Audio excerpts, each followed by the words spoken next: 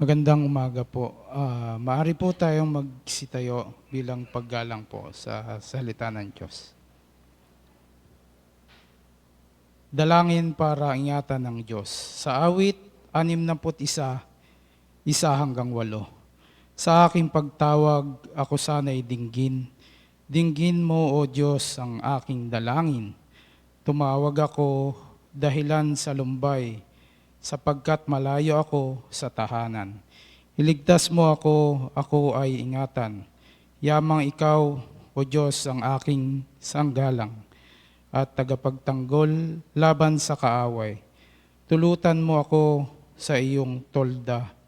Habang nabubuhay ay doon matira. Sa ilalim ng iyong bagwis na matatag, ingatan mo ako ng upang maligtas. Lahat kong pangako, alam mo, O Diyos. Binigyan mo rin ako, aba mong lingkod. Niyong mga bagay na iyong inuukol sa nagpaparangal sa iyong alindog. Ang buhay ng hari sana'y palawigin, bayaan ng buhay niya'y patagalin. Paghahari niya'y sa iyong harapan, sana'y magpatuloy habang nabubuhay. Kaya naman siya ay iyong lukuban ng iyong pag-ibig na walang kapantay. At kung magkagayoy, kita'y aawitan. Ako'y maghahandog sa iyo araw-araw. Salamat po sa pagkabasa at pagkarinig ng kanyang mga salita.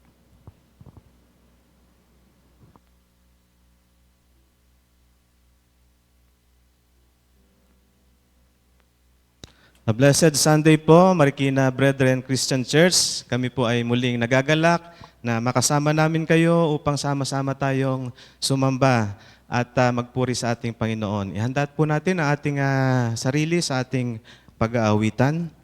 At umpisan po natin, di mag-iisa.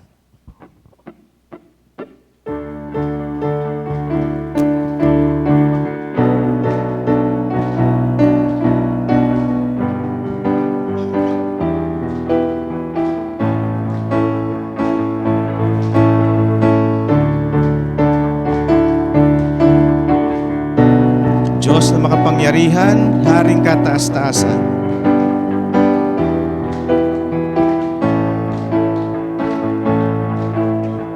Diyos na makapangyarihan, Haring kataas-taasan, sa aking puso ay nananahan. Pagpapalamot, pagsama ay laging nararanasan, kailan may hindi mag-iisa.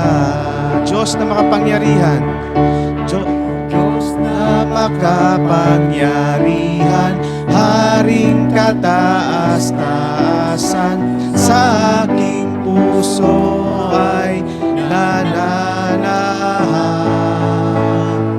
Pagpapalamot, pagsama ay laging nararanasan, kailan may hindi mag-iisa. Pangako mo sa'kin, hindi ako iiwan.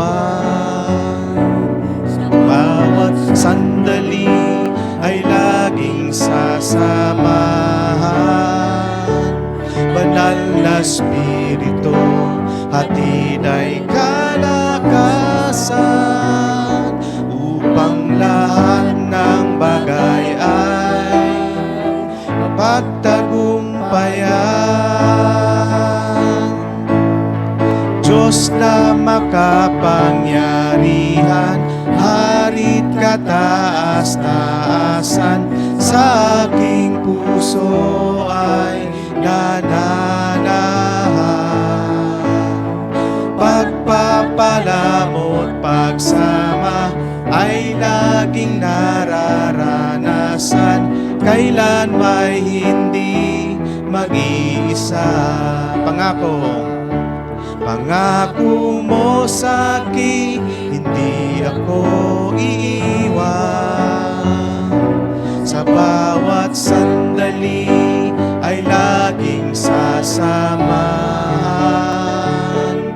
banal na Espiritu, hatid ay kalakasan, upang lahat ng bagay ay mapagtagumpayan.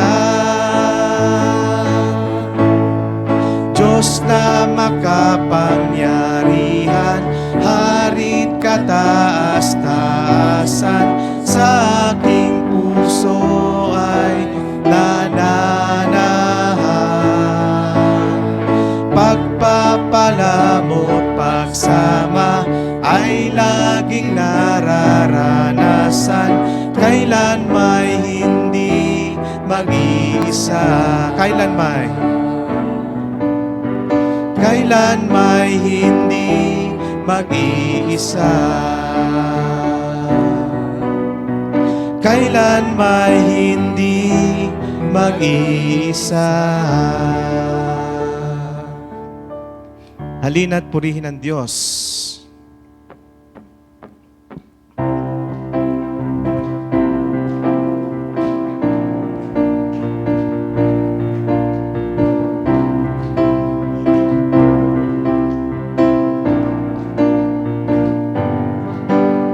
Halina't purihin ang Diyos.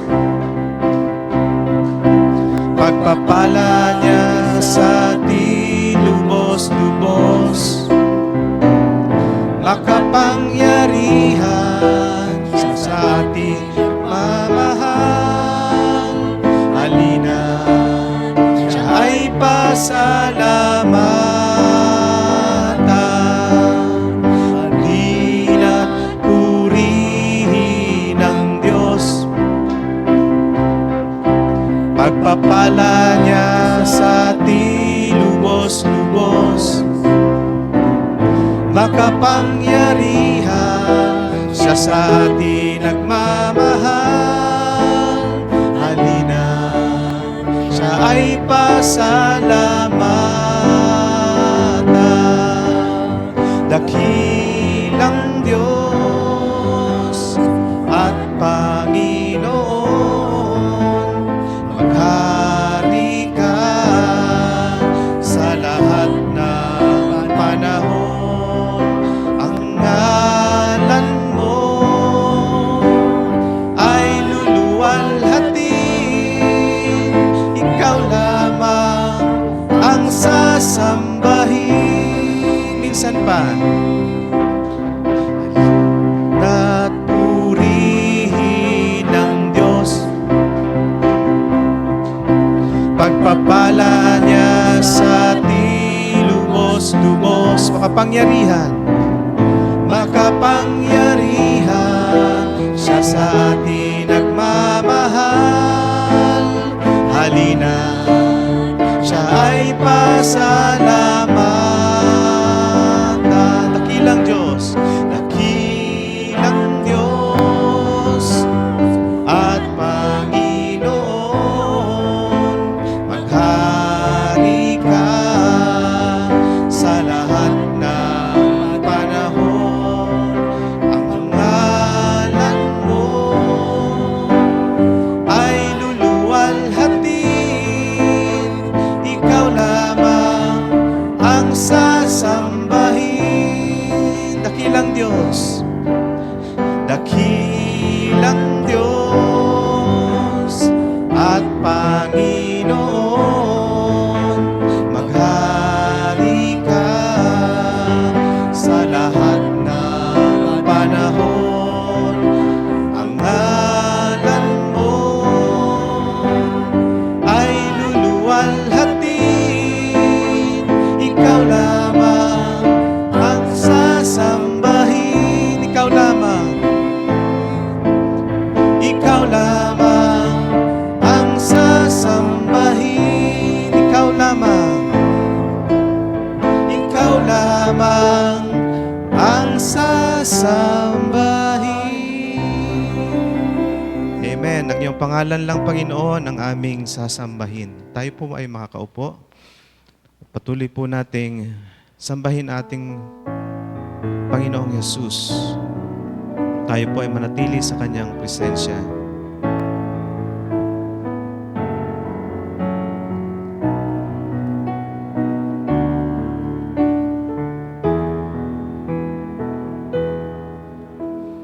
Nais kong ika'y maranasan, pagkilos mo'y aking inaasam, pagkat sa'yo ko lang matatagpuan ang tunay na kagalakan.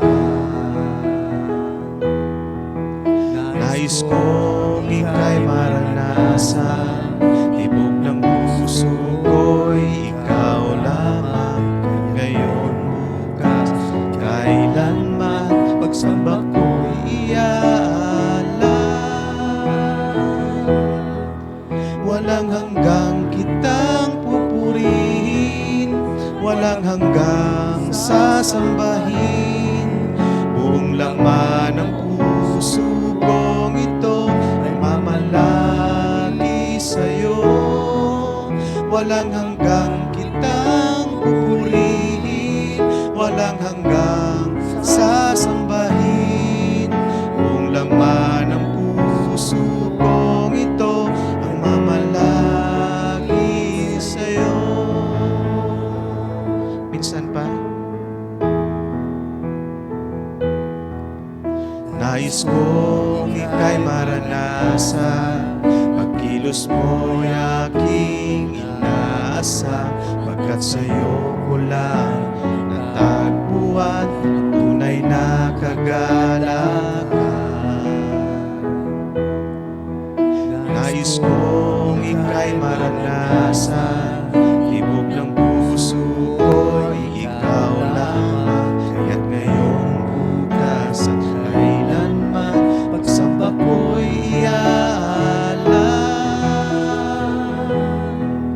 Walang hanggang kitang pupurihin, walang hanggang sasambahin, buong laman ng puso kong ito ay mamalagi sa'yo.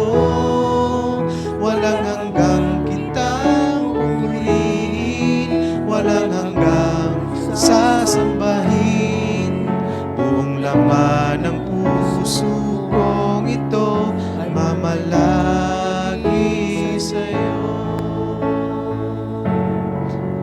Buong laman ng puso kong ito ang mamalagi sa'yo.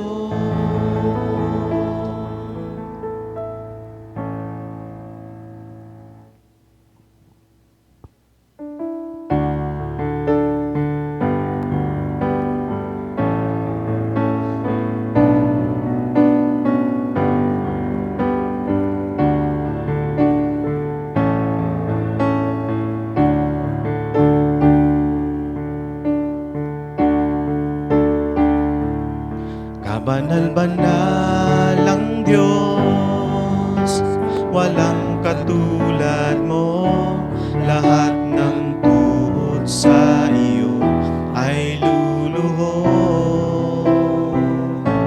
lahat ng labi magsasabing ikaw lamang, Jesus, ang Panginoon.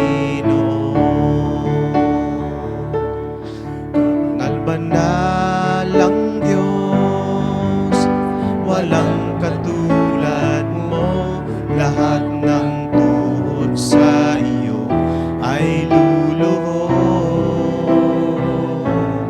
at ng labi magsasabing ikaw lamang, Jesus, ang Panginoon.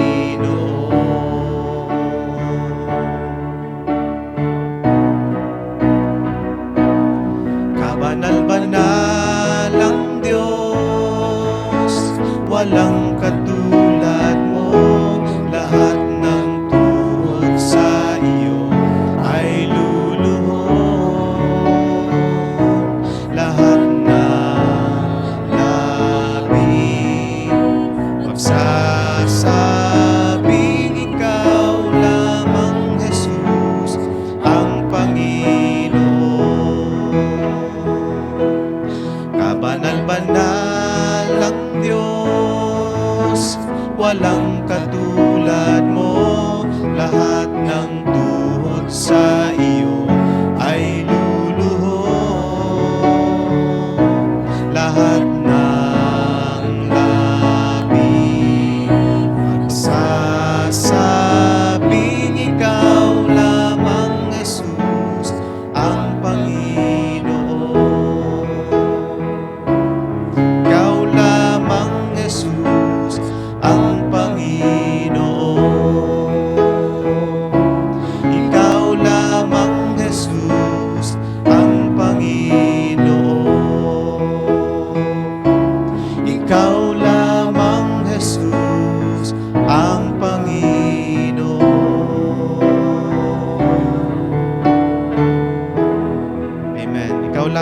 Panginoong Hesus ang aming pupurihin at sasambahin.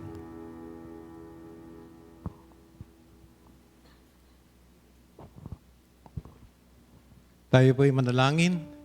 O dakilang Diyos, o aming Ama, kami ay nagkakasama-sama ngayon upang bigyan ka ng kapurihan. Duwalatiin ka, O Diyos, na makapangyarihan sa lahat, may gawa ng langit at lupa, kung saan ang lahat ng mabubuting bagay ay nagmumula sa iyo lamang, O aming Ama. Kami nagtitiwala, kami sumasamba. Purihin ka. Purihin ka. Panginoon, maraming salamat sa araw na to, sa umaga na to na binigyan mo po kami ng pagkakataon magkasama-sama. Makasama po namin, ikaw na aming Diyos, na may akda ng aming buhay, may hawak ng aming buhay, puso't hininga. Ikaw lamang ang dapat papurihan. Kaya naman, Panginoon, sa aming mga pagkukulang, sa aming mga kasalanan, kami ay humihingi ng kapatawaran.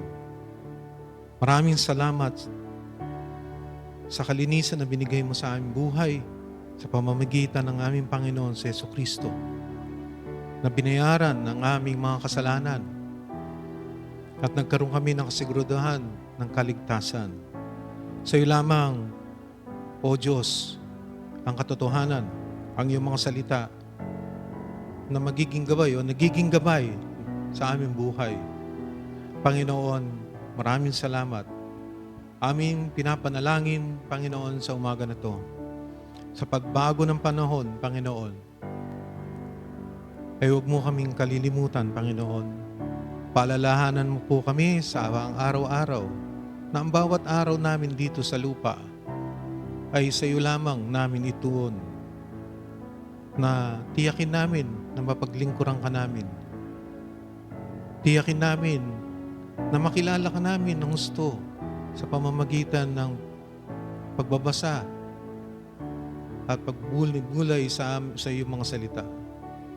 Panginoon, kailangan namin ikaw, kailangan namin ang kalakasan mo upang kami magpatuloy sa iyong ilaw, makapagpatuloy na malayo sa kasalanan na tukso at magkaroon ng buhay na banal. Na ito ang magbibigay ng kaligayahan sa iyo. Kaya naman tulungan mo po ang bawat isa dito sa Marikina Brethren Christian Church at sa iba pang mananampalataya sa aming bansa na tugunan ang iyong mga adikain na palawakin namin, idibalita ang magandang balita ng kaligtasan sa iba pa naming kababayan. Amin minapanalangin ang mga nagdaan, mga balitang nakakalungkot sa aming bayan, ang mga sakuna na nangyari, Panginoon. Amin dalangin, Panginoon, na sana ang mga naapektuhan nito na aming mga kababayan ay tingnan na mabuti ang katotohanan ng buhay. Na ang buhay namin dito sa lupa ay panandalian at dapat lamang na aming siguraduhin, lumapit sa tawag mo, na patuloy mong tinatawag ang aming mga kababayan na tanggapin si Jesucristo bilang kanilang Panginoon. Aming pinapanalangin ang aming bayan, malayo ang puso namin sa iyo, Panginoon. Kaya aming dalangin na kami ay patuloy mong yayain at udyukan upang kami manampalataya at magtiwala kay Jesus lamang at magkaroon ng buhay na walang hanggan. Aming dalangin, Panginoon, ang aming bayan na manindigan sa tama, layuan ng kasalanan, hindi magpaakit sa mga masama. Panginoon, sa iyo lamang ang kaligtasan ng bayan na to at wala nang iba. Aming dalangin ang aming gobyerno na patuloy sanang tugunan ang pangangailangan ng aming mga kababayan. We pray for them, our leaders, na sana po ay maging magkaisa sila at unahin ang problema ng bayan at hindi ang kanilang sarili. Panginoon, sa bawat pamilya ng iyong mga anak, ay gawing sentro si Jesus sa kanilang mga buhay. Magkaroon ng takot sa iyo, O Diyos, na ikaw, pag ngayong pagdating, Panginoon, ay uhusgahan mo ang lahat at uhusgahan mo sa aming mga ginawa. Panginoon, naway maging maliwanag at naisulat na ang kainatnan ng buhay namin dito at pagdating ng araw. Sana'y huwag kaming panghinaan, Panginoon.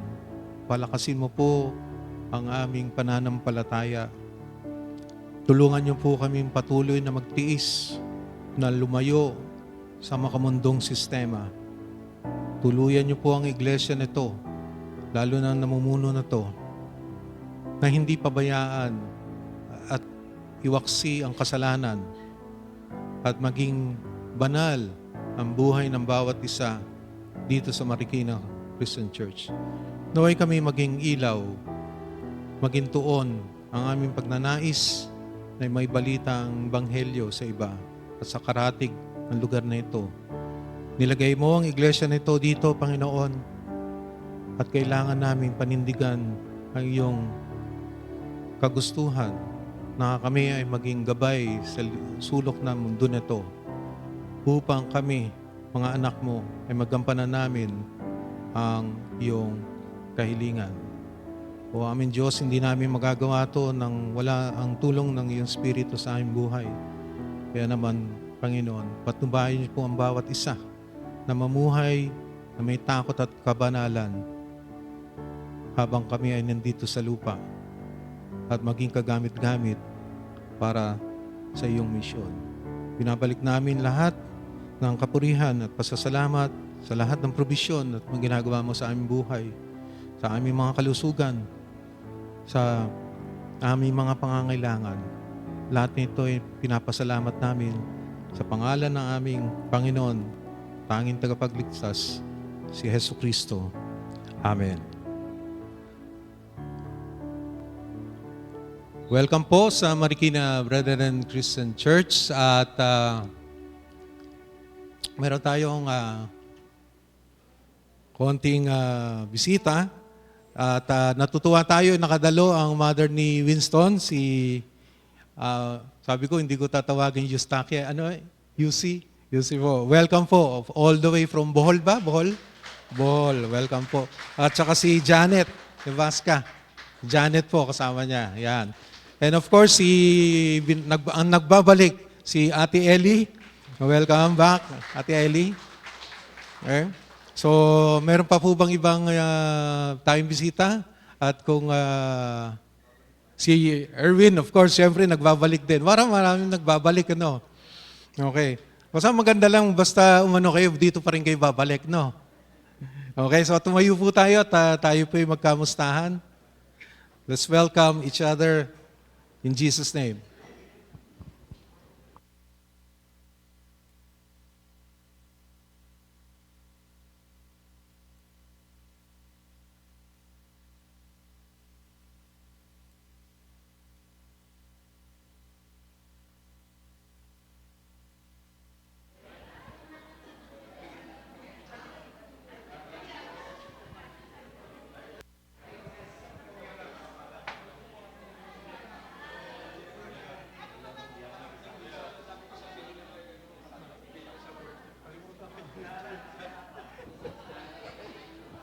Hello.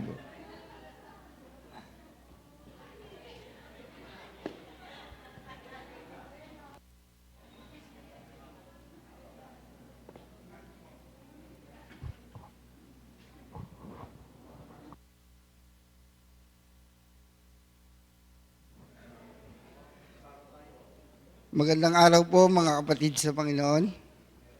Isang pagpapala na tayo ay muling nagkaatipon upang makinig at magnilay sa salita ng Diyos. Naihanda natin ang ating puso upang tayo maturuan at mapalakas ng kanyang katotohanan. Sinasabi sa 1 Chronica 29:9, Nagalak ang mga tao sa, sa mga pinuno nila dahil kusang loob at taos-puso silang nagbibigay para sa Panginoon. Ang talatang ito ay nagpapakita na ang pagbibigay na kalugod-lugod sa Diyos ay yung kusang loob at mula sa pusong buo at tapat. Ang bayan ng Israel ay nagalak dahil ang kanilang paghahandog ay hindi napilitan, kundi bunga ng kanilang pag-ibig at pananampalataya sa Panginoon. Ang kagalakan ay resulta ng tamang puso sa harap ng Diyos. Ipinapakita nito na ang Diyos ay higit na tumitingin sa ating puso kaysa sa halaga ng ating hinandog. Maaring maliit o malaki ang ating maibigay, ngunit kung ito ay mula sa pusong taos at may pag-ibig, ito ay mahalaga sa Diyos. Ang tunay na pagbibigay ay hindi nagdudulot ng lungkot, kundi kagalakan sapagkat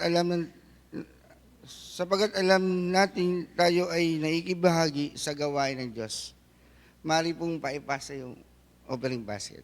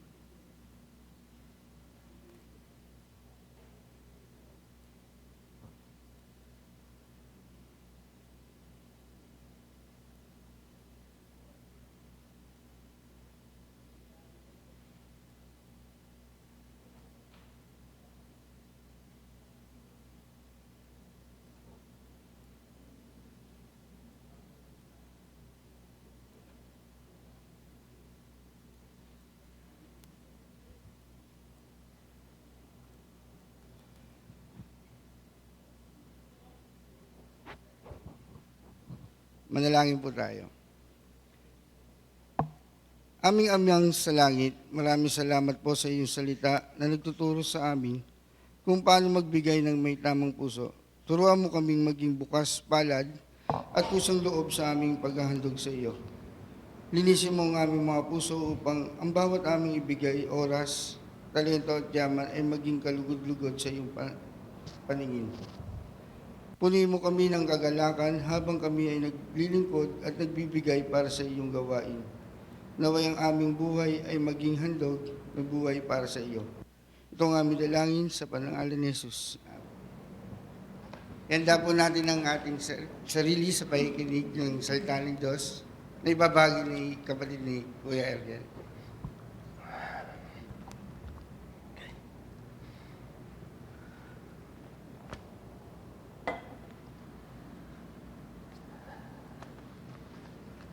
Isang pinagpalang araw, mga kapatid.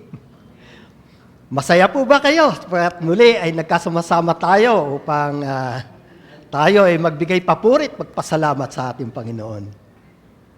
Mukhang marami ang natutuwa sapagkat nandito ang Ate Ellie. Basta, Ate Ellie. At ang pamilya ni Winston.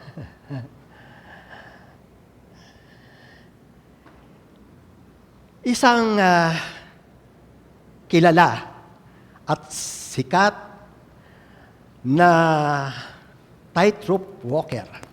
Ito po yung tumutulay sa alambre o sa lubid. Ang nag-announce na siya ay magpe-perform sa isang commercial place sa siyudad, kung saan makikita ang dalawang magkatabing building na may 7 palapag ang taas. At ang layo nila ay humigit kumulang sa 50 metro. Marami ang nasiyahan. Marami ang natuwa at excited na mapanood ang performance na to. Kaya't nang dumating ang araw ng performance niya, maraming tao ang nasa palibot ng 2 building na to. Sinasabi nga natin ay hindi mahulugang karayom. Ibig sabihin, talagang puno ng tao. At dumating siya, ating kayang bigyan ng pangalan ang taong ito. Pangalanan natin ng Cesar. Pero hindi Rebadelo, Garcia. Dumating siya at nung siya ay nakita ng mga tao na nasa sa taas na, natuwa sila at nagpalakpakan. Lumapit si Cesar doon sa rope, tiningnan kung matibay. At pagkatapos ay kinuha yung megaphone at sabi niya, naniniwala ba kayo na kaya kong tawirin ang tumawid sa building na sa kabila? At sisigawan ng mga tao, oh, naniniwala kami. Lahat sila naniniwala. At na nagumpisa na siyang maglakad, halos ay hindi makahinga yung mga tao dahil sa nervyos, lalo na nung punta siya sa gitna. At masadaling sabi, nakatawid siya sa kabilang building. Tuwan-tuwa mga tao, palakpakan sila. And then, kumuha siya ng isang tubo na siguro ay mga 10 talampakan ang haba at naglagay siya ng 2 silya sa magkabilang dulo. Pagkatapos, lumapit siya muli sa megaphone at kanyang sinabi sa mga tao, naniniwala ba kayo na kaya kong tawirin ito? Dala ang silyang ito sa akin, balikat, pabalik sa building na kabila. At ang mga tao, oh, naniniwala kami. Nagpalakpakan sila. At muli, inumpisa niya maglakad. Papunta sa kabilang building. Sa madaling sabi, nakarating siya. Tuwan-tuwa ang mga tao. Wow, galing! At muli, kinuha ni Cesar ang megaphone at siya ay muling nagtanong, naniniwala ba kayo na kaya kong tumawid sa kabilang building uli na may pasang 1 tao? Oo, naniniwala sila. Nagpalakpakan ng mga tao, yes, naniniwala kami na kaya mo yan. Then, sumunod na tanong, kung ganon, sino ang nais sumama sa akin?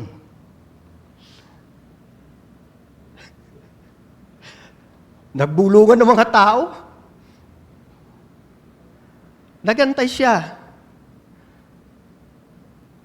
Umalingaw ang bulungan. Then, after 10 minutes, unti-unti, nawala yung bulungan. Nawala. At nang tiningnan niya, unti-unting nagsialis yung mga tao. Wow. Maraming naniwala, pero walang nagtiwala.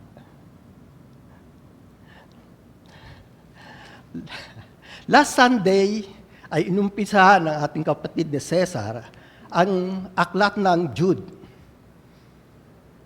At ito ay tungkol sa pag-encourage sa mga mananampalataya na patuloy na manatili sa kanilang pananampalataya at layuan ang mga taong mapanglinglang at hindi naniniwala sa ating Panginoon. Kaya ngayon ay atin itong itutuloy. At ang ating title ng ating mensahe ngayon, Babala, Pananagutan at Pag-asa sa Huling Panahon. Basahin natin ang Jude 1:11-25.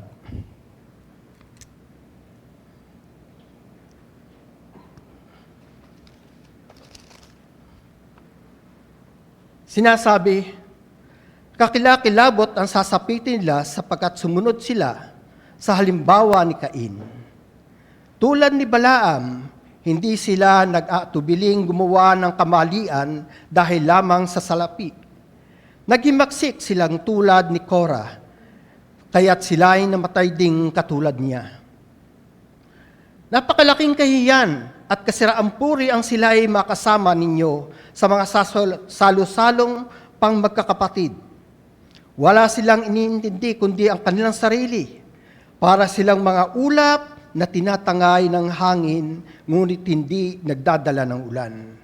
Mga punong kahoy na binunot na pati ugat at talagang patay na dahil hindi namumunga kahit sa kapahanahunan. Sila'y mga alon sa dagat na ambula ang kanilang mga gawang kahiyahiya, mga ligaw na bituin na nakalaan sa kadiliman magpakailanman. Tungkol din sa kanila ang pahayag ni Enoch, na kabilang sa 7 salinlahi mula kay Adan.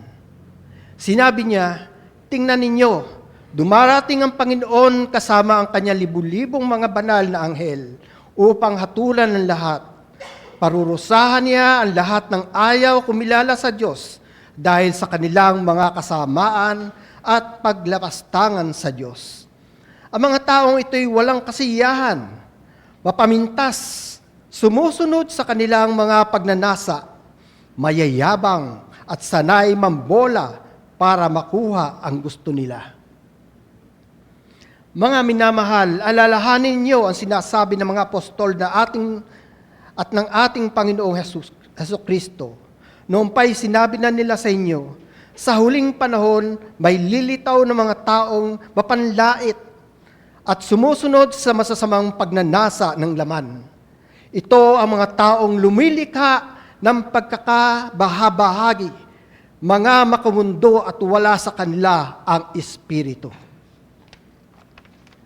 Ngunit magpakatatag kayo, mga minamahal, sa inyong kabanal-banalang pananampalataya. Manalangin kayo sa tulong ng Espiritu Santo. Manatili kayo sa pag-ibig ng Diyos habang naghihintay kayo sa ating Panginoong Jesucristo na magkakaloob sa inyo ng buhay na walang hanggan dahil sa Kanyang habag sa atin. Kaawaan ninyo ang mga nag-aalinlangan. Agawin ninyo ang iba upang mailigtas sa apoy. Ang iba namay kaawaan ninyo ng may halong takot. Kasuklaman ninyo pati ang mga damit nilang nabahira ng kahalayan. Sa Kanya na makapag-iingat sa inyo upang hindi kayo magkasala at makakapagharap sa inyo ng walang kapintasan at may malaking kagalakan sa Kanyang kalwalhatian. Sa iisang Diyos na ating tagapagligtas sa pamagitan Jesucristo na Panginoon natin, sa Kanya ang kalwalhatian, kadakilaan, kapamahalaan, at kapangyarihan mula panoon una, ngayon, at magpakailanman. Amen. Tayo sandaling manalangin. Purihin ka, O Panginoon. Salamat po sa pagkakataong ito na kami ay muling nagkasama-sama upang mag-aral ng iyong mga salita. Buksan mo nawa ang aming puso, ang aming isipan, upang lubos naming maunawaan ang iyong mga salita. Ito po ang aming dalangin sa makapangyarihang pangalan ng iyong anak na si Jesus. Amen.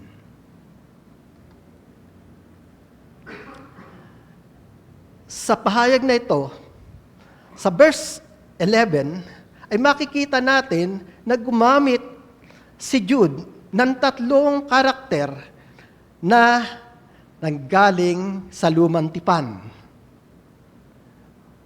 Unang-una, si Cain. Ang kwento ni Cain at Abel ay nasa aklat ng Genesis 4, verses 3 to 5. Ayon sa teksto, tinanggap ng Diyos ang handog ni Abel, ngunit hindi ang kay Cain. Hindi tahas ang sinabi sa Genesis ang eksaktong dahilan. Kaya naman mayroong pangkaraniwang paliwanag. Tingnan natin ang kalidad ng handog. Si Abel ay naghandog ng mga panganay at pinakamatabang bahagi, pinakamatagang guya ng kanyang kawan o ng kanyang kawan. Nagpapakita ng pagbibigay ng pinakamainam. Kay Cain, simpleng sinabi na naghandog siya ng bunga ng lupa. Nang walang paglalarawan na ito ang pinakamabuti sa kanyang ani. Tingnan natin ang saloobin ng dalawang taong ito. Saloobin ng puso. Maraming Kristiyano naniniwalang hindi lamang ang handog ang tiningnan ng Diyos, kundi ang puso nagdaghahandog. Sa Hebrew 11:4, sinasabing si Abel ay naghandog sa pamamagitan ng pananampalataya, na nagpapahiwatig na ang pananampalataya at pagtitiwala sa Diyos ang naging kaibahan.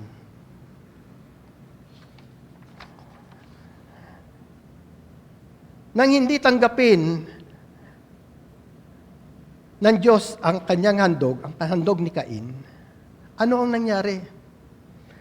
Nagalit at nainggit si Cain sa halip na magsisi o magtanong kung paano siya makalulugod sa Diyos. Pagkatapos nito, gaya ng ating nalalaman, si Abel, na pinatay niya si Abel na nagpapakita na mas malalim na problema sa puso ni Cain. Makikita natin, si Cain, unang bata na inilabas o nabuhay dito sa ating digdig. Siguro siya yung unang umiyak. Siya ay nalagaan ng kanyang mga magulang. Kasunod noon ay si Abel. Sila ay lumaki pareho sa pangangalaga ng kanilang mga magulang. Nakita nila kung papaano ang kanilang mga magulang ay sumampalataya at nanalig sa Diyos. Maaaring may pagkakataon pa nga, naririnig nila ang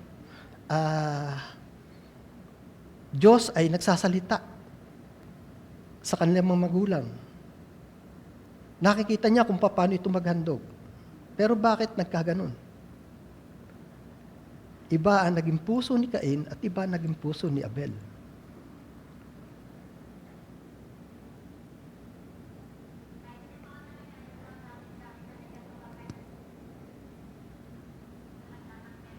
Kaya sa karaniwang pagkakapahulugan sa Biblia, hindi dahil sa magsasaka si Cain at tagapag-alaga ng hayop si Abel, kundi dahil mas pinahalagahan ng Diyos ang pananampalataya, katapatan at tamang saloobin na ipinakita ni Abel kaysa ipinakita ni Cain.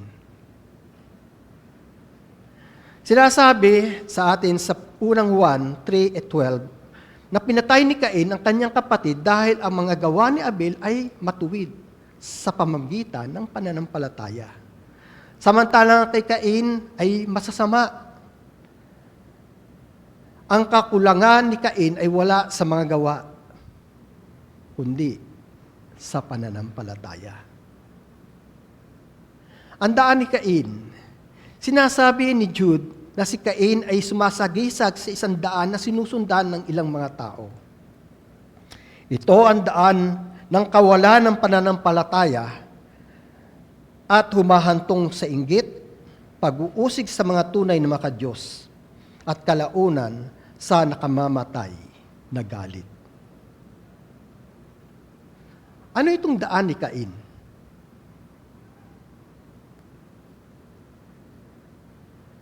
Ito ay tumutukoy sa mga taong naiinggit at nagkikimkim ng galit sa tagumpay o pagpapala ng iba. Tumatalikod sa payo ng Diyos at pinipiling sundin ang sariling kagustuhan. Nagpapakita ng puot at pananakit sa kapwa. Hindi lamang pisikal kundi maging sa salita at gawa. Walang tunay na pagmamahal sa kapatid at inuuna ang sarili. Ayaw magsisi at umako ng pananagutan sa kanilang mga kasalanan.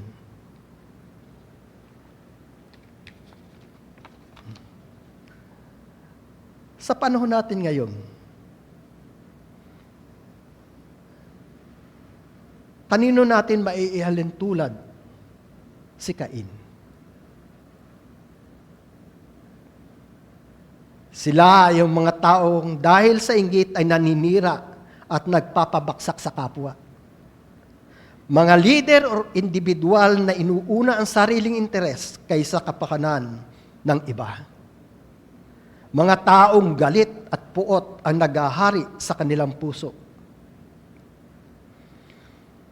Kahit mga mananampalataya na nagpapakita ng panlabas na kabanalan, ngunit walang tunay na pag-ibig at pagsunod sa Diyos.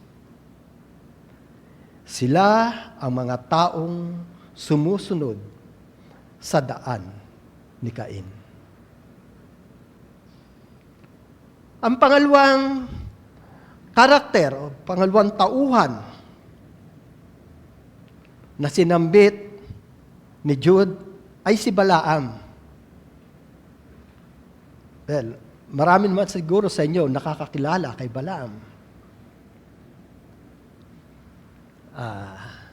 Sa Sunday school, nakikilala si Balaam kasi gawa nung nagsalitang donkey. Sinasabi, kayo'y nagsitakbo ng may kasakiman sa kamalian ni Balaam dahil sa pakinabang. Ang kwento ni Balaam ay makikita natin sa mga bilang 22, 25 at mga sa aklat ng mga bilang 31. Noong panahon ng Exodo, sumulong ang Israel sa lupain ng Moab. Matapos talunin ang Amoreo. Ito ay nabanggit na rin ni kapatid na Cesar last week. Nang maklapit ang mga Israelita, humingi ng tulong dahil natakot ang hari ng Moab. Humingi ng tulong si Haring Balak ng Moab sa isang propetag nangangalang Balaam. Dumating ang unang delegasyon mula sa kay Haring Balak at sinabihan ng Diyos si Balaam na huwag silang pakialman. Ang mga unang salita ng Diyos kay Balaam ay, huwag kang sasama sa kanila. Huwag mong susumpain ang bayan sapagkat sila ay aking pinagpala. Ito ay makikita natin sa bilang 22 at verse 12. Subalit hindi nagpatuloy si Balak na amuin si Balaam. Pagkatapos ng unang pagbisita, isa namang mas prestiyosong delegasyon ang dumating na may dalang malaking kayamanan. Nagpadala ng kayamanan, ng mga ginto at mga gift, regalo, si Balak kay Balaam. At dahil doon, nais ni Balaam na sumama sa kanila. Sa ganon, pinayagan siya ng Diyos na sumama. Dahil hinangad ni Balaam ang kayamanan at prestisyosong inaalok sa kanya at hinayaan siya ng Diyos sa sarili niyang kasalanan. Sinabihan na siya pero ayaw niyang sumunod. Binala ng Diyos si Balaam na bumalik habang pupunta siya upang makita si Balak dahil magtatagpo sila. Gayunpaman, ang kanyang puso ay nakatuon sa masaganang gantimpalang ipinangako ni Balak. Kaya't nagpatuloy siya. Hindi pinansin ni Balaam ang isang nagsasalitang asno na pinadala upang balaan siya. Alam ni Balaam na siya ay nagkamali. Kaya't siya ay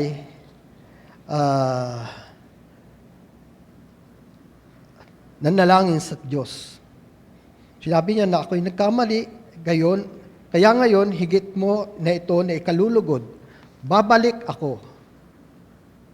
Ayon ang kanyang prayer. Ngunit hindi siya bumalik. Nagpatuloy siya. Makipagtagpo kay Balak. Kaya ibinigay ng Diyos kay Balaam ang minanais ng kanyang makasalanang puso. Matapos makipagkita kay Haring Balak ng Moab si Balaam, ay ginamit niya kanyang panghuhula tungkol sa Israel at kanya itong pinars. Pero ang nangyari, habang kinokurs niya ang Israel, lalong kanyang binibigkas niya sa salita ng Diyos, hindi pasumpa, kundi ito ay pagpapala. Nang hindi siya nagtagumpay sa pagsumpa sa Israel, pinayuhan na lang ni Balaam si Balak kung paano isumpa ang Israel. Sa halip na subukang sumpahin ng isang propeta ang Israel, dapat niya itong akayin sa pakikiapid at idolatria, at pagkatapos ay isumpa ng Diyos ang kanyang suwaying Israel. Nangyari, kanyang binigyan ng kaisipan si Balak. Ganito na lang gawin natin. Papuntahin mo ang iyong mga dalaga sa lugar ng mga Israel upang kanilang maging mga asawa. Ganon ang ginawa ni Balaam. Kaya nangyari, ginawa nga yun ni Balaam, ipinadala ang kanyang mga dalaga sa kampo ng Israel upang akayin ng Israel sa sexual na imoralidad at idolatria. Dahil sa kasalanan ng mga tao, isinumpa ng Diyos ang Israel. Nagdala siya ng salot at ng paghatol sa Israel na pumatay ng 24,000. Sa makatuwid, si Balaam ay nagkasala ng pinakamalaking kasalanan. Sadyang inakay ang iba sa kasalanan. Ang mas malala pa, ginawa niya ito dahil sa pera o kayamanan.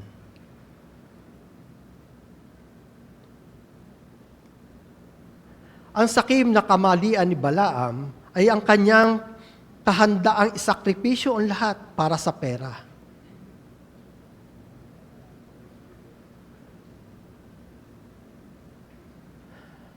Ang ilang mga taong binalaan ni Jude ay may parehong ganitong puso.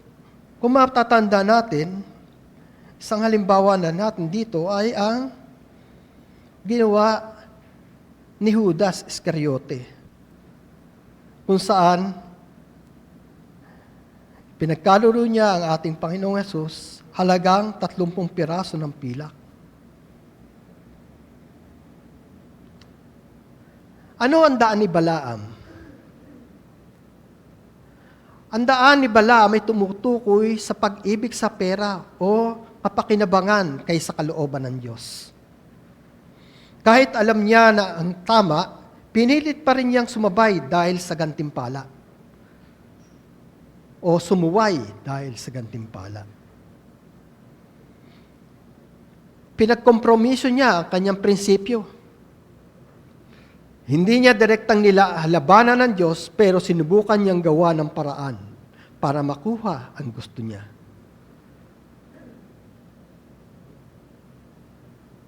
Ginamit niya ang espiritual na posisyon para sa sariling interes.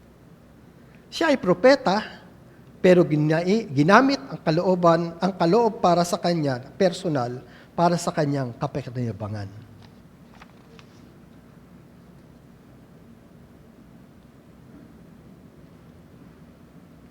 Sa panahon ngayon, Sino ang mahalin tulad natin kay Balaam?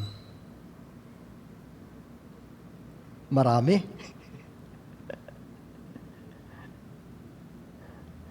Mga taong handa magbago ng prinsipyo dahil sa pera, kapangyarihan o oportunidad. Mga leader o manggagawa na gumagamit ng impluensya para sa sariling interes, hindi para sa kabutihan ng tao. Mga taong alam na mali ang isang desisyon, pero ipinagpapatuloy pa rin dahil may kapalit na benepisyo. Kahit sa espiritual na larangan. Yung nagpapakita ng paglilingkod, pero ang motibo ay pansariling kapakinabangan. Tingnan na lang natin sa ating palibot. Napakaraming mga leader ng relihiyon na ginagamit ang relihiyon para sa sariling kapakinabangan. Nariyan yung nakikipag-compromise sa mga politiko.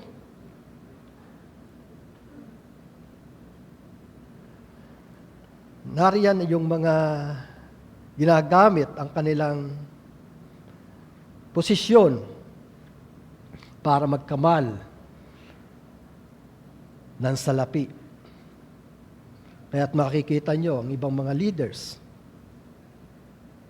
ang ibang mga kilalang preachers na may eroplano, may helicopter, may palasyo. Nasa sana ang kanilang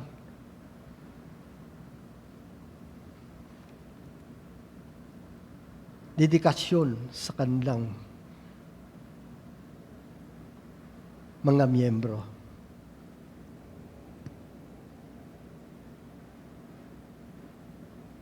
Sila lumalakad sa daan ni Balaam. Ang pangatlo,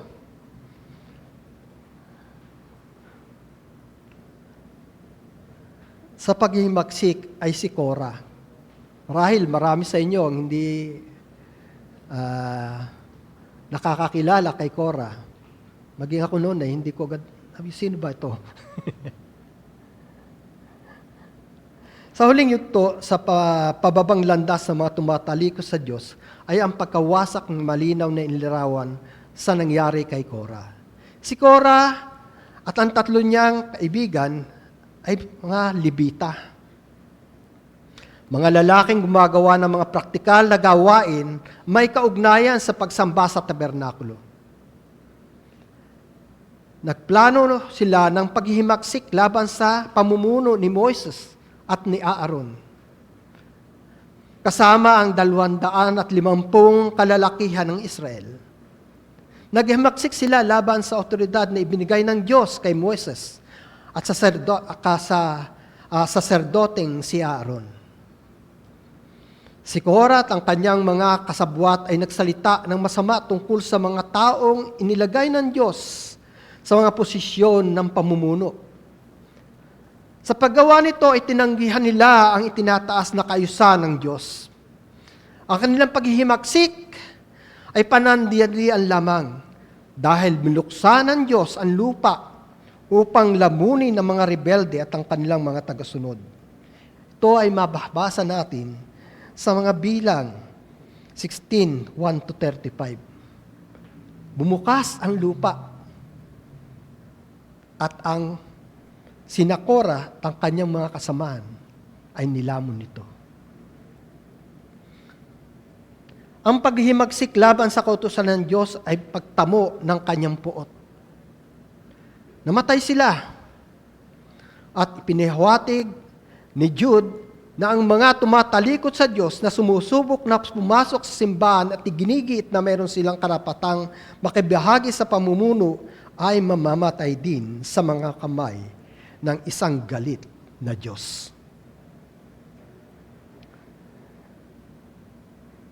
Si Korah ay kilala sa kanyang paghihimagsik laban sa otoridad na itinalaga ng Diyos.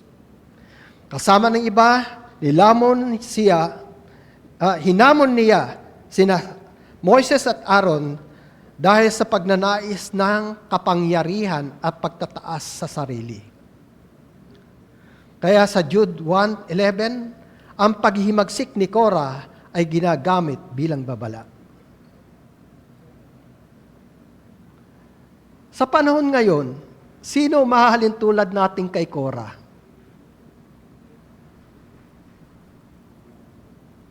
Sila ang mga taong mapanghimagsik at ayaw magpasak sa wastong otoridad. Mga taong naghahangad ng posisyon o kapangyarihan dahil sa pagmamataas at pansariling ambisyon. Mga taong naghahasik ng pagkakabahagi at pag-aaway-away sa pamilya at maging sa simbahan. Mga taong tumatanggi sa katotohanan at titiwala lamang sa kanilang sariling opinyon. Mga lider o tagasunod na inuuna ang sariling karangalan kaysa kalooban ng Diyos at kapakanan ng iba. Ang ugat ng kasalanan ni Korah ay ang kanyang pagiging pagmamataas, paghahangad ng kapangyarihan, inggit, kawalaan ng pagpapasakop, pagsisimula ng pagkakawatak-watak.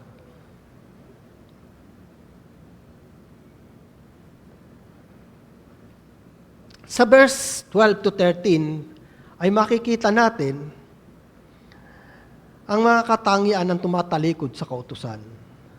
Si Jude ay nagpatuloy mula sa kanyang 3 halimbawa sa lumang tipan upang ilarawan ang mga huwad na gurong ito. Marami siyang ilustrasyong binigyan diin ang antas ng panganib na kanilang dulot. Ang panganib sa kanila ay ang pagpapanggap nila na sila ay tunay na Kristiyano.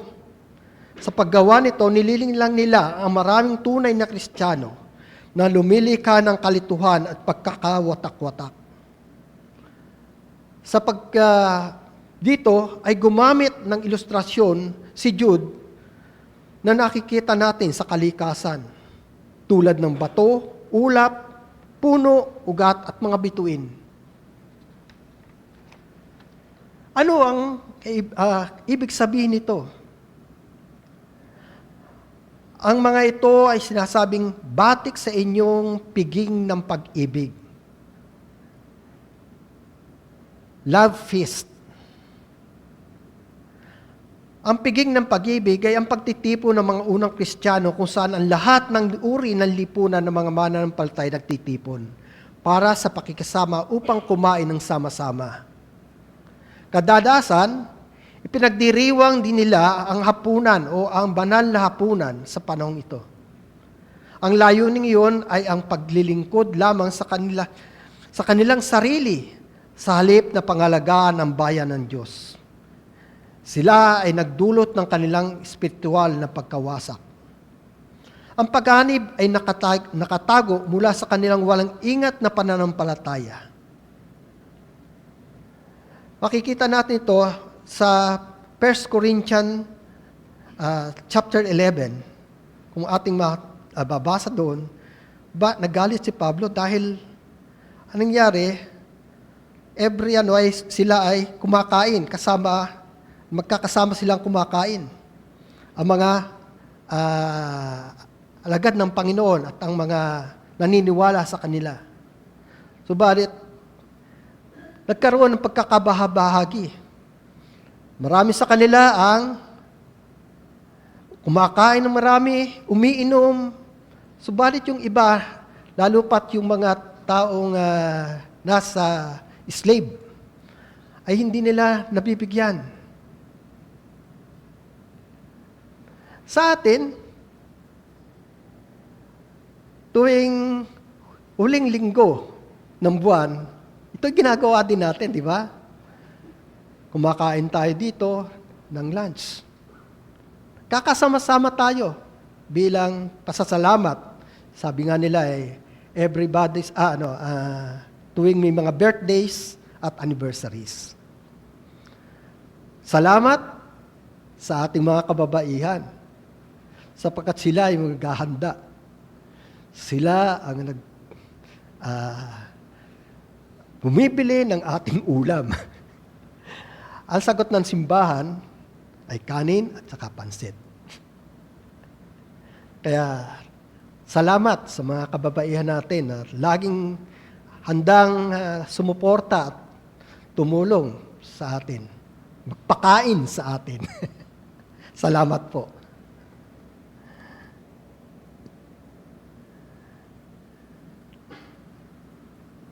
Isa pang kanilang binigyan, isa pang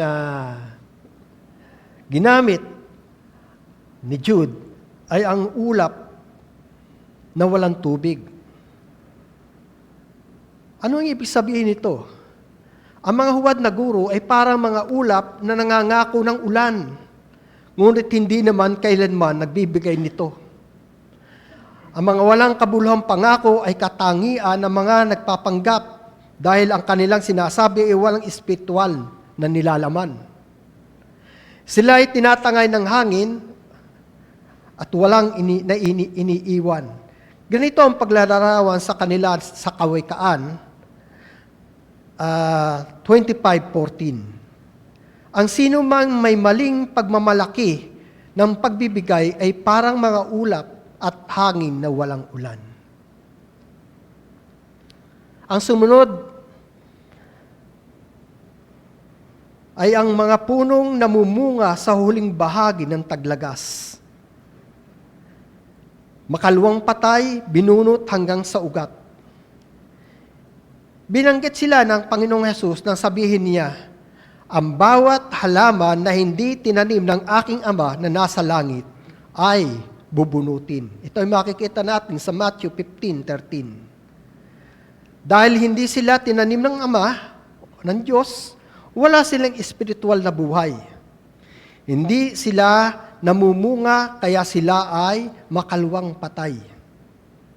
Ang kanilang pagiging katapusan at ang paghatol sa mga kamay ng Diyos kapag sila ay binunot at itinapon sa apoy na walang hanggan.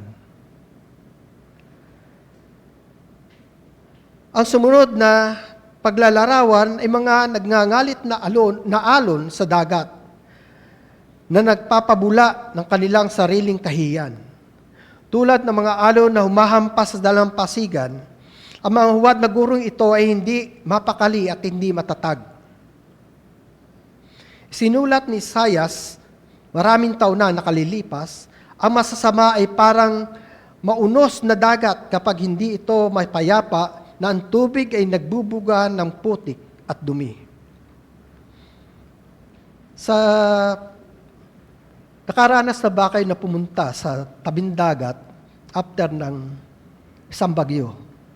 Kasi ako tumira sa bayan namin ay malapit sa dagat. At naranasan ko ito.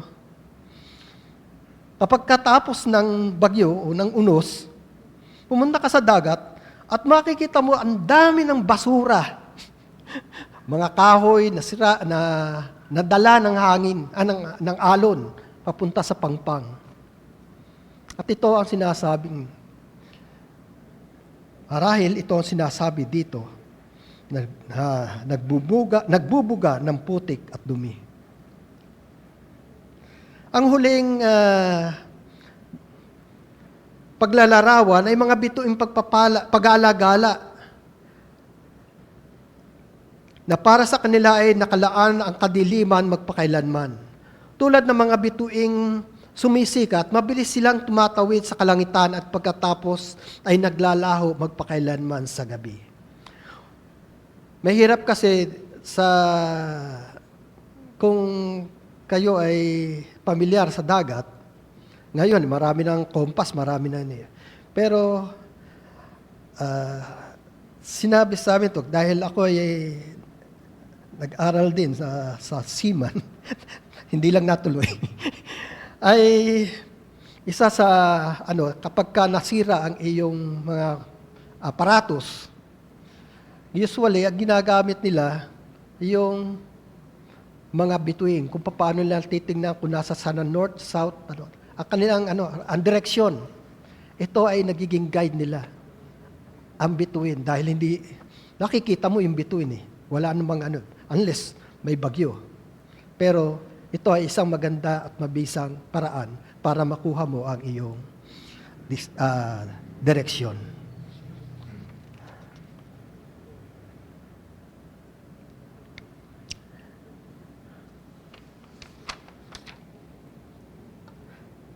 Ang bawat paglalarawan ni Jude sa mga talatang 12 to 13 ay tumutukoy sa ibang aspeto ng panganib na dulot ng mga tumatalikod sa pananampalataya.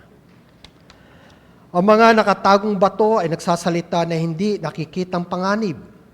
Ang mga walang laman na ulap ay nagsasalita ng mga walang laman na pangako. Ang mga punong walang bunga ay nagsasalita ng kawalang bunga. Ang mga mabangis na alon na bumubula ay tumutukoy sa kanilang kahiyan. Ang mga pagalagala na bituin ay tumutukoy sa kanilang huwad na liwanag at walang hanggang wakas. Ang kanilang mga huwad na pagpapanggap ay nagtatapos sa walang hanggang kapahamakan.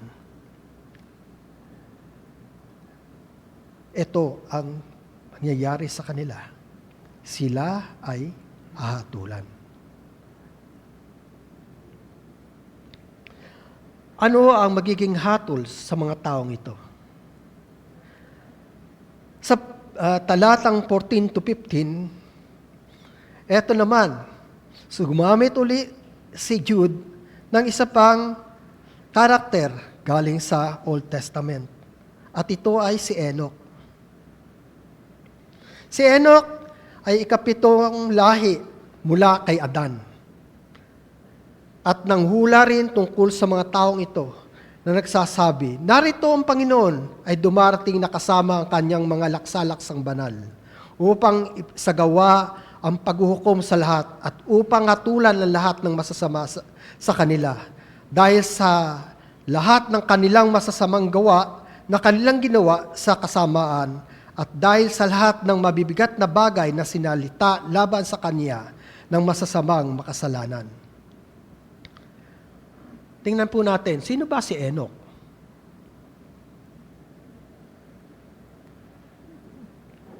Si Enoch po ay makikita natin sa Genesis 5. 3 beses lang nating mababasa ang pangalan ng Enoch sa Bible. Ito po ay nasa Genesis at ang dalawa ay nasa New Testament, sa Hebrew 11 at sa Jude. Mababasa po natin sa Genesis ang maiksing kasaysayan tungkol kay Enoch. Siya ay naging anak ni Jared at siya ay nabuhay ng 300 taon at ang pinakamaganda dito, siya ay namuhay na kasama ng Diyos. Ibig sabihin,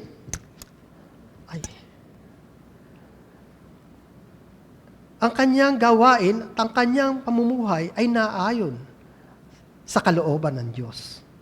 Kaya ano ang nangyari sa kanya? Siya ay dinala ng Diyos, kinuha ng Diyos ng buhay papunta sa langit. Dalawa lang po sila na makikita natin, na mababasa natin, na sila ay kinuha ng Diyos.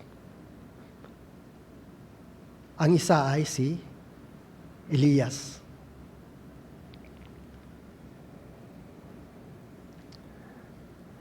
Ang propesiya ni Enoch ay katulad na mababasa natin sa Matthew 25:31.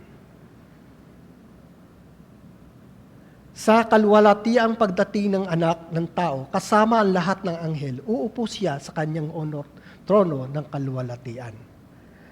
At isa pa, mababasa din natin ito, ang propesiyang ito, sa pahayag 19, 1 to 16. Hindi ko na lang po isinulat dahil napakahaba.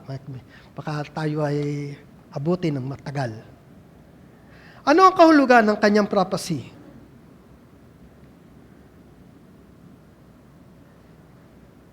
Ang prophecy ay sinasabing ang Diyos ay hindi bulag sa kasamaan at walang kabanalan.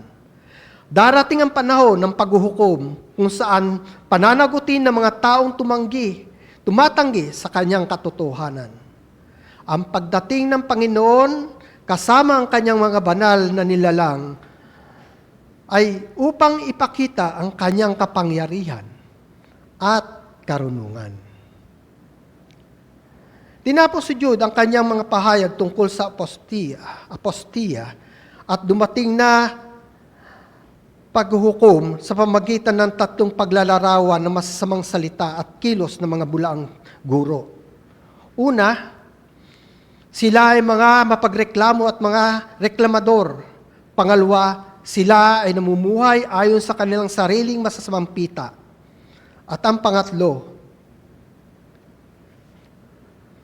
sila ay nagsasalita ng mga palalong salita na pinupuri ang mga tao upang makinabang. Nagsasalita sila ng may kayabangan at inaangkin ang nakahigit na karunungan tulad ng marami sa ngayon na pinapalitan ang mga turo ng Biblia o aksyon ng lipunan.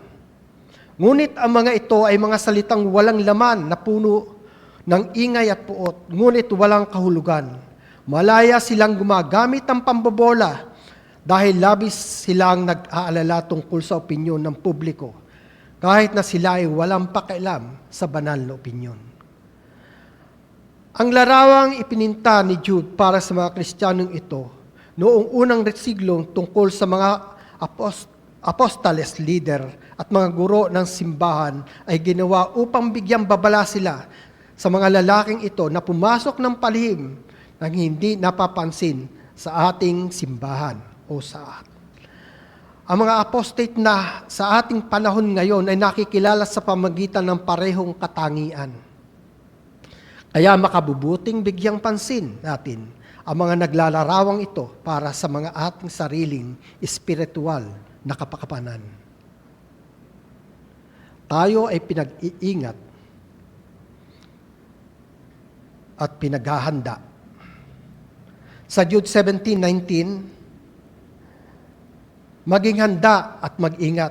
Sa talatang ito, pinaalalahanan ni Jude ang mga mananampalataya na huwag silang mabigla sa paglitaw ng mga taong lumalaban sa katotohanan.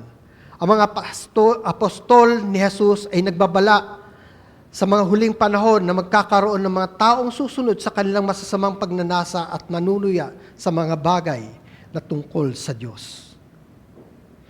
Sinasabi sa 17, ngunit alalahanin ninyo mga minamahal na mga salitang sinabi noon ng mga apostol at ng ating Panginoong Hesus. Hinihikayat ni Jude ang mga mananampalataya na balikan at panghawakan ang mga turo ng mga apostol. Ang salita ng Diyos ay magiging gabay upang hindi malinlang ang maling aral. Sa mga huling panahon ay magkakaroon ng mga manunuya na susunod sa kanilang masasamang pagnanasa. Ang mga nanunuya ay mga taong hindi seryoso sa mga bagay na espiritual at maaaring kutyain ang pananampalataya. Hindi sila sumusunod sa kalooban ng Diyos kundi sa sarili lamang kagustuhan. Ang paglitaw nila ay hindi tanda na nabigo ang Diyos. Kundi ito ay katuparan ng kanyang paunang babala. Nagbabala ang Diyos tungkol sa mga taong ito. Sila ay nagiging sanhi ng pagkakabahabahagi. Sila ay makumundo at walang espiritu. Ito ay makikita natin sa verse 19. Tatlong katangian ang binanggit ni Jude. Nagiging sanhi ng pagkakabahabahagi. Nagdulot sila ng alitan at pagkakawatak-watak sa iglesia. Mas inuna nila ang kanilang sariling interes kaysa pagkakaisa ng katawan ni Kristo. Sila ay makamundo. Ang kanilang pag-iisip at pamumuhay na nakatuon lamang sa mga bagay na sanlibutan at hindi sa kalooban ng Diyos. Sila ay walang espiritu. Hindi sila ginagabayan ng banal na espiritu. Maaaring nagpapanggap silang makadiyos, ngunit ang kanilang buhay at mga gawa ay hindi nagpapakita ng bunga ng espiritu.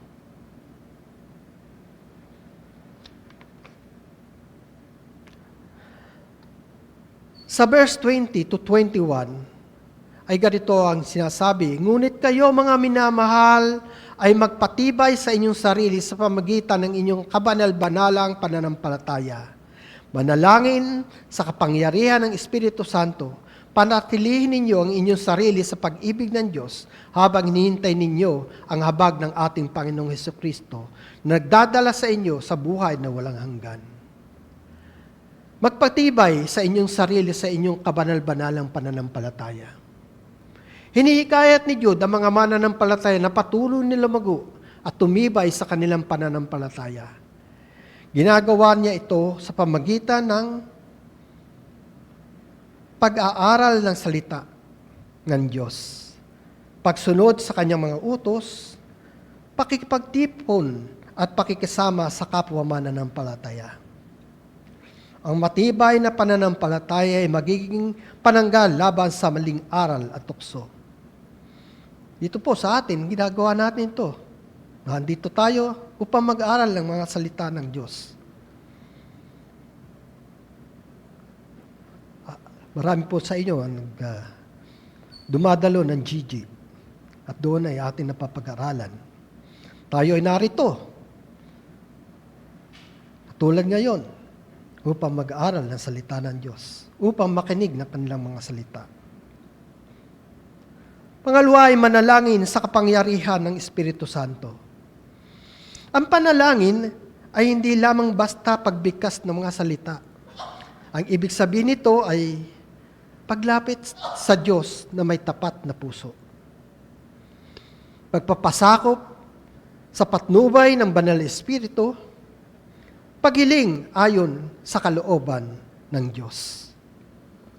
Ang banal na Espiritu ang nagbibigay ng lakas, karunungan at direksyon sa buhay ng mananampalataya. Panatilihin ninyo ang inyong sarili sa pag-ibig ng Diyos. Hindi ito nangangahulugang kailangang paghirapan natin makamit ang pag-ibig ng Diyos. Hindi po.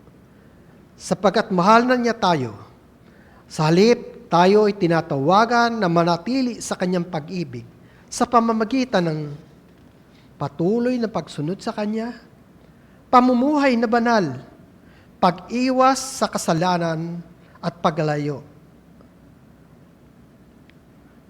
sa kasalanan.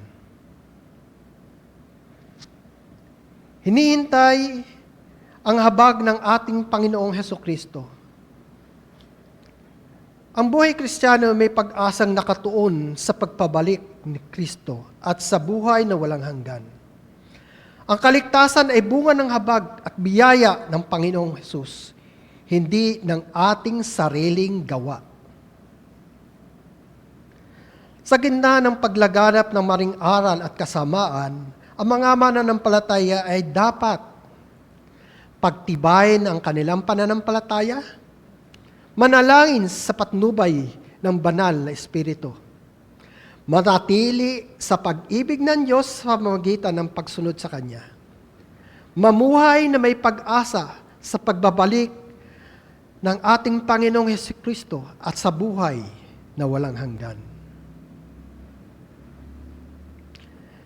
Ito po ay tulad ng isang bahay na kailangang may matibay na pundasyon upang hindi matinag ng bagyo. Gayun din ang buhay ng Kristiyano. Ang matibay na panampalataya, ang pananalangin at pananatili sa pag-ibig ng Diyos, ang magpapanatili sa atin na matatag hanggang sa dumating ang ating Panginoon.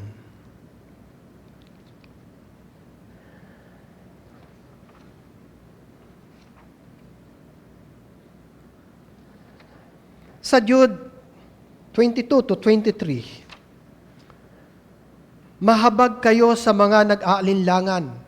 Iligtas ninyo ang iba na inaagaw sila mula sa apoy.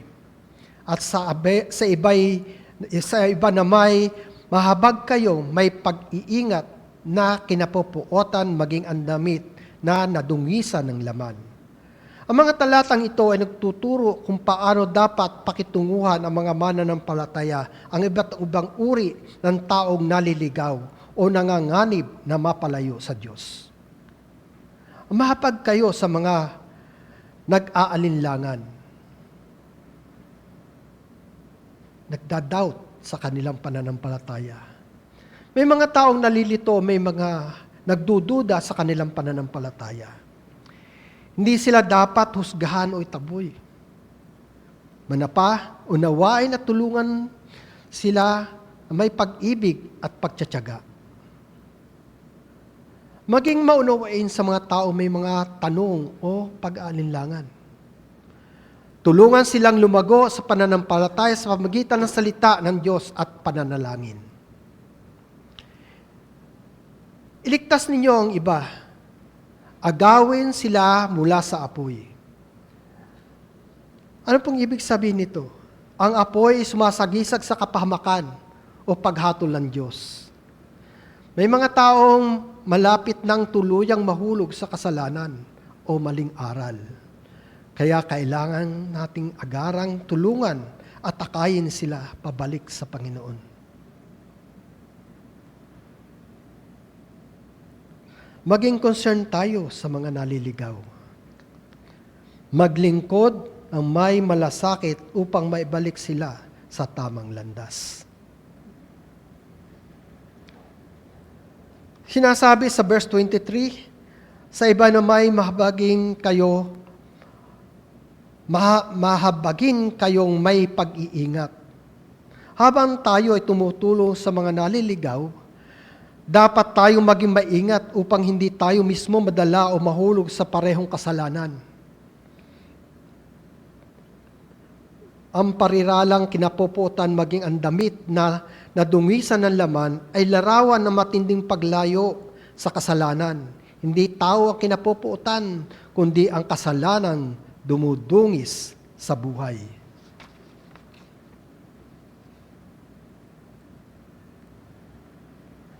Ang pangunahing mensahe ng Jude 22-23. Ang mga mananampalataya ay tinawag na maging mahabagin sa mga nagdududa o nag-aalinlangan. Maging masigasig sa pagliligtas sa mga naliligaw at maging maingat upang hindi mahawa ng kasalanan habang tumutulong sa iba. Ito ay tulad ng isang taong sumasagip sa nalulunod. Kailangan niyang iligtas ang biktima, ngunit tiyaking hindi siya mismo malulunod. Ganito rin ang buhay espiritual. Mahalin at tulungan ng atin ang mga naliligaw ng landas, ngunit manatiling matatag at malinis ang sariling pamumuhay sa harapan ng Diyos.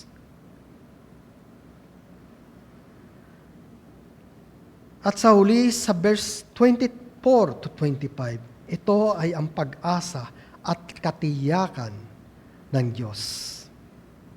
Sinasabi sa 24, siya na may kapangyarihang mag-ingat sa inyo upang huwag kayong mabuwal at makapaghaharap sa inyo na walang kapintasan ay may malaking kagalakan sa harapan ng kanyang kalwalatian. Pinapakita ng talatang ito na ang Diyos ang siyang nag-iingat, nagtapalakas sa mga mananampalataya upang manatiling tapat sa gitna ng mga tukso at maling katuruan. Hindi lamang sa sariling lakas umaasa ang Kristiyano, ang Diyos mismo ang nagbibigay ng kakayahan upang hindi mabuwal sa pananampalataya. Ang walang kapintasan ay tumutukoy sa kalagayan ng mga tinubos ng Diyos na haharap sa Kanya na malinis at pinatawad sa pamagitan ni Kristo. Ang pagharap na ito ay may kasamang malaking kagalakan, hindi takot o kahihiyan. Sa talata 25, sa isang Diyos na ating tagapagligtas, sa pamagitan ni Jesucristo na ating Panginoon. Sa Kanya ang kaluwalhatian, karangalan, kapangyarihan at pamahala mula pa noong una, ngayon at magpakailanman. Ito ay isang papuri o doxology. Matapos balaan ni Jude ang mga mananampalataya laban sa mga bulaang guro, tinapos niya ang kanyang sulat sa pagpupuri sa Diyos. Binigyan din dito na isa lamang ang Diyos na tagapagligtas. Ang kaligtasan ay dumarating sa pamamagitan ni Jesucristo. Ang Diyos ay karapat-dapat sa lahat ng kaluwalhatian, karangalan, kapangyarihan, at paghahari. Ang kanyang paghahari ay walang hanggan, noon, ngayon, at magpakailanman.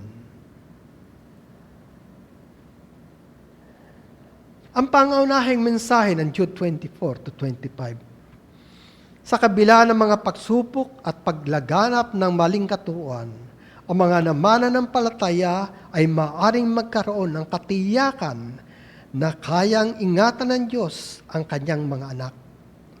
May pag-asang nakaharap siya na may kagalakan. Ang lahat ng papuri, kaluwalhatian ay nararapat lamang sa Diyos sa pamamagitan ni Jesucristo. Kapag tayo ay nanghihina o naharap sa mga tukso at problema, alalahanin natin na ang ating katatagan ay hindi nakasalalay sa ating sariling kalakasan, kundi sa kapangyarihan ng Diyos na tapat na nag-iingat sa atin. Kaya nararapat lamang na ang ating Diyos, ang ating buhay ay maging isang patuloy na pagpupuri at pagpaparangal sa Kanya. Amen. Ano ang pangunahing mensahe ng Jude 11-25? Bagamat may mga bulaang guro, tukso, at paglayo sa katotohanan, ang mga mananampalataya ay tinatawag na manatiling tapat. Lumago sa pananampalataya, magpakita ng habag sa iba, at magtiwala na kayang ingatan ng Diyos ang kanyang mga anak hanggang wakas. Mga kapatid, may dalawang landas na nasa ating harapan. Landas ng pagkakaligaw, landas ng pananatili sa Diyos.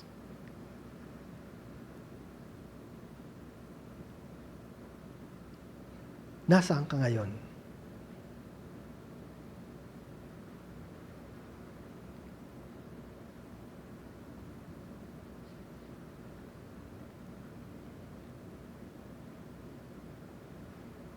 Kung ikaw ay nanghihina, lumapit ka sa Diyos.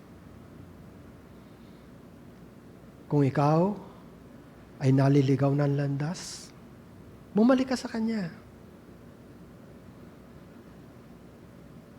Kung ikaw ay matatag, tumulong ka sa iba. Tayo manalangin.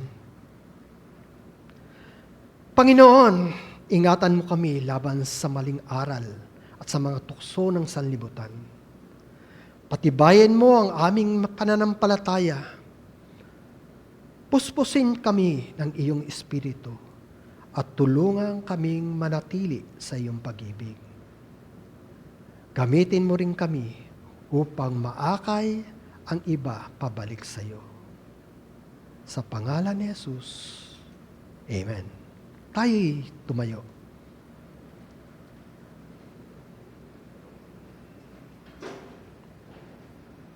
Ang Diyos na nagbibigay sa atin ng pag-asa, ang magkakaloob nawa sa inyo ng kagalakan at kapayapaan sa pananalig upang sumagana kayo sa pag-asa sa pamagitan ng kapangyarihan ng Espiritu Santo.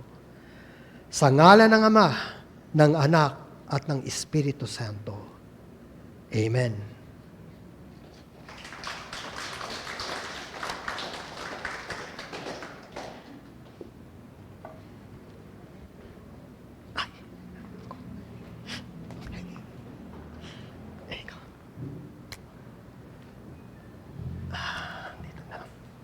Nawa ay napagpala tayo sa umagang ito ng mensahe ng ating Panginoon. At sa ating pagtatapos, muli tayong magpuri sa ating Panginoon. Halina't purihin ang Diyos.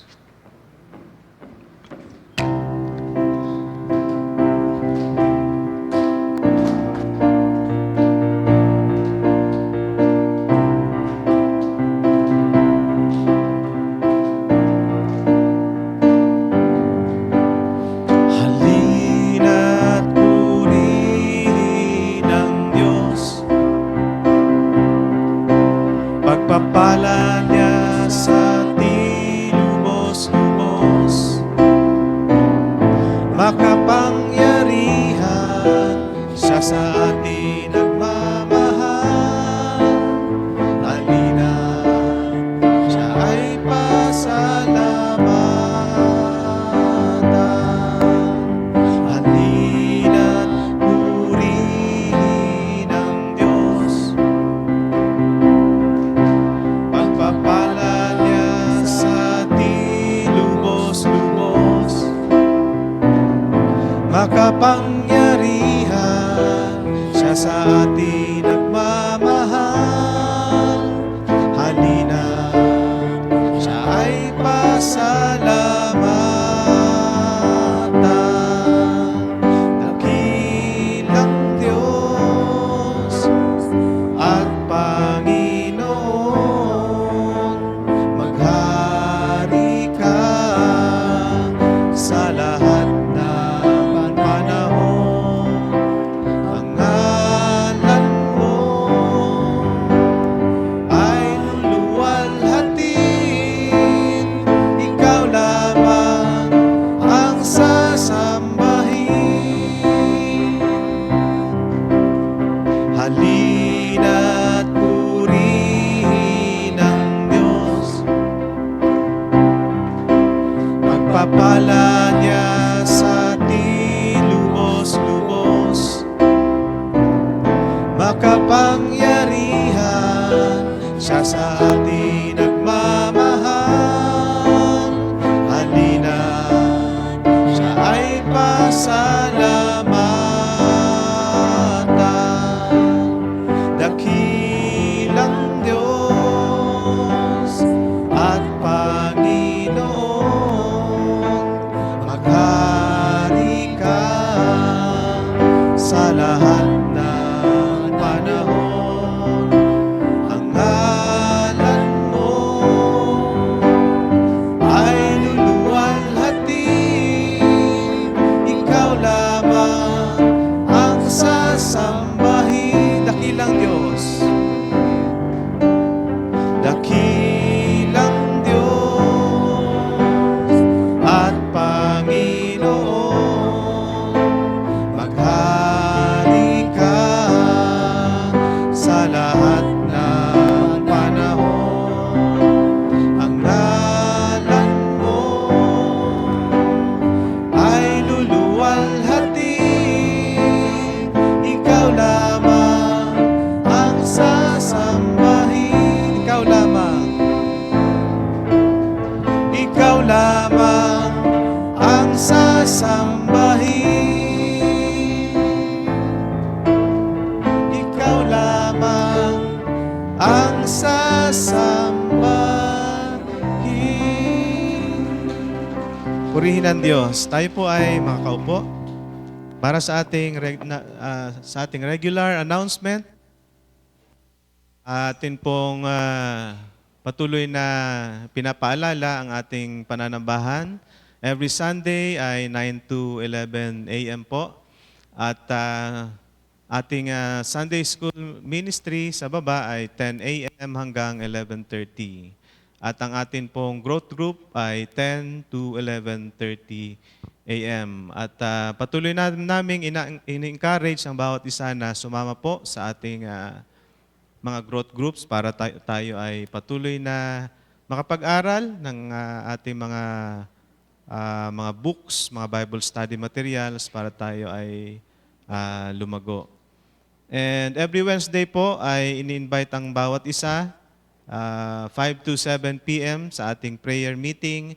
At kung hindi man kayo maka-attend ay pwede natin ipaalam ang ating mga nais ipanalangin sa ating mga GG o susulat na lang ang ating mga panalangin at ibigay dyan sa prayer box.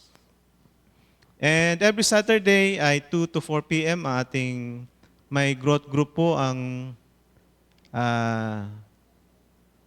2 to 4 p.m. yung leaders training. Yan, ang ating pinag-aaralan ay biblical preaching, patapos na po kami at may mga magagandang books pa ang ating pag-aaralan at ito po ay malaking tulong sa ating mga kalalakihan sa pagbabahagi ng salita ng Diyos. At every 2 p.m. po yan at yung gustong umattend at humabol sa pag-aaral nito ay pwede po. Pumunta lang po kayo ng hapon, 2 p.m. hanggang 4 p.m. Tayo po ay nag-aaral. At the same time, 4 p.m. hanggang 6 p.m. ating worship practice. I think merong GG rin ang mga kababaihan. Tama po ba? Hapon din yan. So, ni-encourage din ang mga kababaihan na dumalo. And every last Sunday of the month na ating Lord's Supper and nagse-celebrate po tayo ng birthday and anniversary celebration. And at the same time, meron po tayong Women's Fellowship sa baba po at ang ating Youth Fellowship dito po sa taas. Kaya we encourage everyone na patuloy po tayong umattend sa ating regular schedule, activities natin ng ating church at sama-sama po tayong lumago. So meron pa po ba?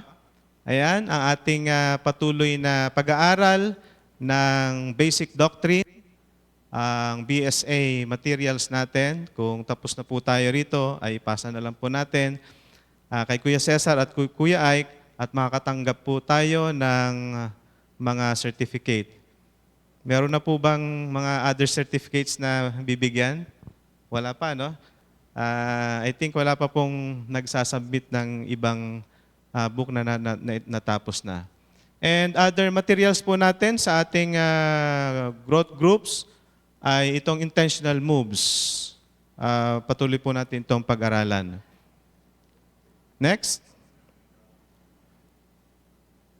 Ayun, wala na po. So, God bless po sa inyo lahat. Tayo po ay pumunta na sa ating mga kanya-kanyang growth groups.